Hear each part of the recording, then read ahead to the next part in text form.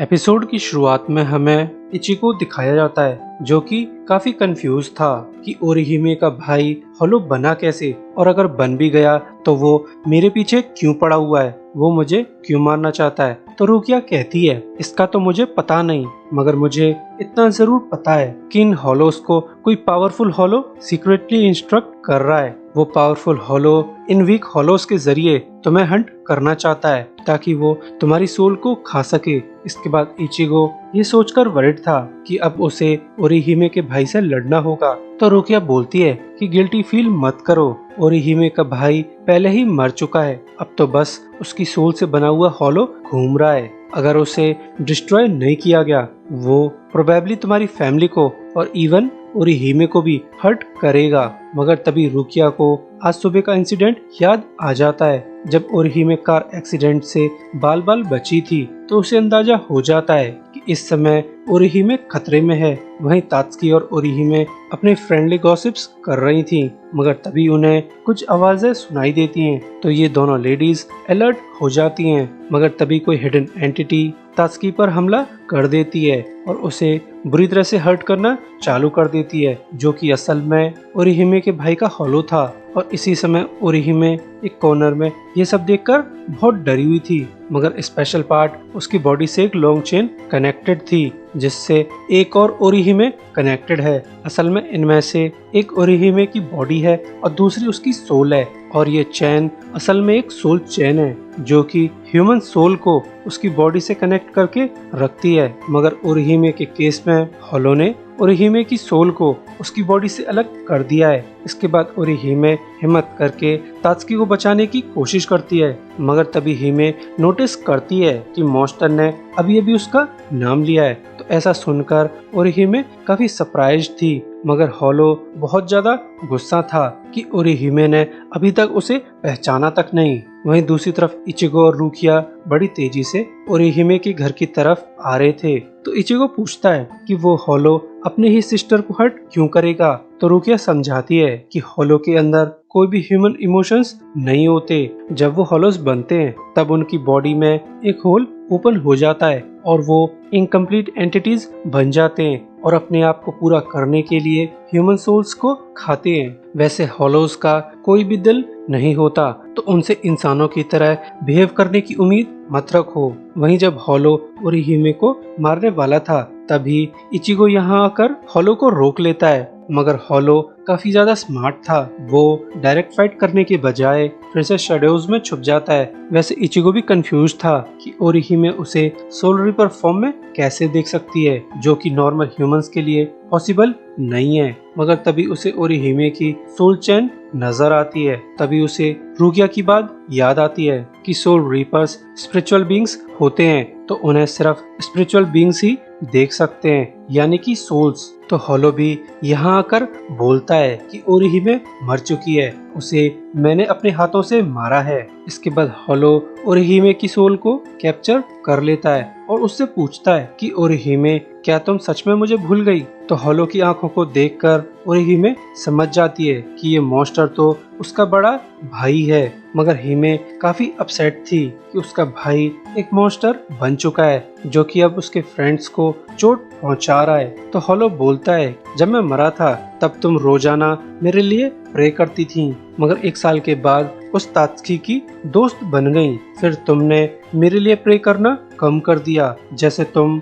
मुझे धीरे धीरे भूल रही हो। और जब तुम हाई स्कूल में पहुंची तब तुमने मेरे लिए प्रे करना बिल्कुल ही बंद कर दिया, जैसे तुम मेरे बिना बहुत खुश थी। और फिर मैं धीरे धीरे इस तरह का मॉन्स्टर बन गया। ये सब तुम्हारी ही गलती है। फिर वो मॉन्स्टर हिमे को मारने की कोशिश करता है, मगर इचिगो यहाँ आकर होलो पर हमला कर देता है और कहता है कि बड़े भाई की रिस्पॉन्सिबिलिटी होती है कि वो अपने छोटे भाई बहन की केयर करें और उन्हें प्रोटेक्ट करें, मगर तुम कैसे भाई हो जो अपनी बहन को ही मारना चाहते हो। तो होलो बोलता है कि तुम हमारे बारे में जानते ही क्या हो। मैंने ओरिहिमे को पाल पोस कर बड़ा किया है, मगर उसने मुझे धोखा दे दिया, वो मुझे भूल गई। इसके बाद इन दोनों के बीच फाइट चालू हो जाती है, मगर जब होलो इचिगो को हर्ट करने वाला था तो हिमे सामने से आकर होलो को रोक लेती है और कहती है I am sorry big brother, ये सब मेरी गलती है। मैंने ही आपसे कहा था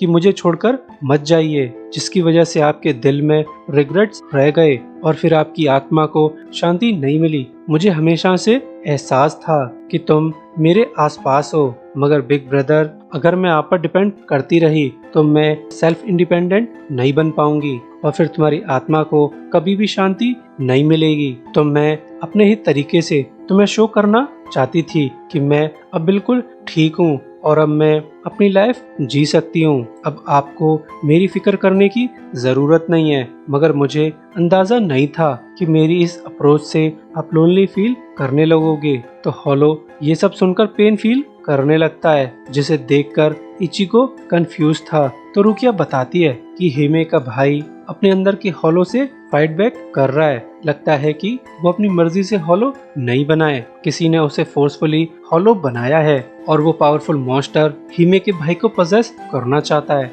और हिमे का भाई उसे रेजिस्ट करने की कोशिश कर रहा है। वैसे अगर किसी सोल को स्ट्रॉन्ग हॉलो खा ले तो वो वीक सोल को कंट्रोल कर सकता है, यानी जिस हॉलो ने ओरिहिमे के भाई को फोर्सफुली हॉलो बनाया है उसका टारगेट शुरुआत से ही तुम हो।